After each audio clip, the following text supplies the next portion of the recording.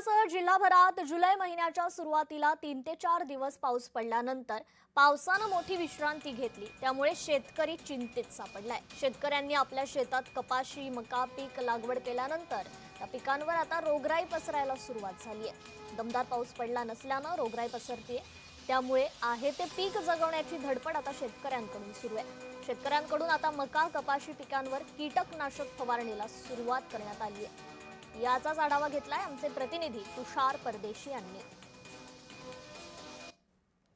धुळे शहरासह जिल्ह्याभरामध्ये पावसाने उशिरा सुरुवात केल्यामुळे सध्या धुळे जिल्ह्यात पिकांवरती आता दुबार पेरण्याचे संकट आलेले। एकंदरीत जर पाहायला गेलं तर जुलै महिन्याच्या सुरुवातीला 2-4 दिवस पाऊस पडला, मात्र त्याच्यानंतर देखील पावसाने आता मोठी विश्रांती घेतली। त्यामुळे धुळे जिल्ह्यासह शिंदखेडा, शिरपूर, साक्री या भागातील शेतकरी आता संकटात सापडले। एकंदरीत पाहायला गेलं तर या ठिकाणी आता मका असेल, कपाशी असेल, ह्या पिकांवरती आता रोगराई पसरायला सुरुवात झाली। त्यामुळे आता शेतकऱ्यांकडे तर जी हाती आलेली पिकं आहे ती देखील आता वाचवण्यासाठी तर धडपड सुरू आहे।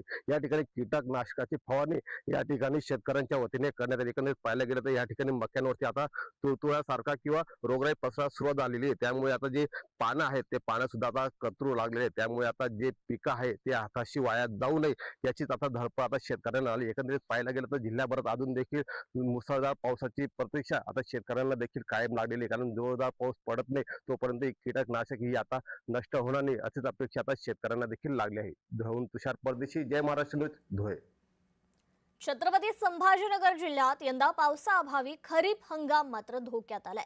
जून महिन्यात झालेल्या रिमझिम पावसाच्या भरवशावर शेतकऱ्यांनी पेरण्या केल्या खऱ्या, मात्र त्यानंतर पावसानं दडी मारल्यानं पिकांची अवस्था मात्र बिकट झाली आहे। पैठण तालुक्यातील अनेक गावांमध्ये शेतकऱ्यांनी पेरण्या पूर्ण केल्यात, मात्र पेरणीनंतर समाधानकारक पाऊस न झाल्यानं आता पिकांना पावसाची नितांत गरज आहे। पैठण तालुक्यातील पाचोड, आडूळ, कडेठाण आणि दावरवाडी परिसरातील शेतकऱ्यांनी प्रशासनानं तातडीनं पिकांची पाहणी करत नुकसानग्रस्त शेतकऱ्यांना मदत द्यावी अशी मागणी केलेली आहे।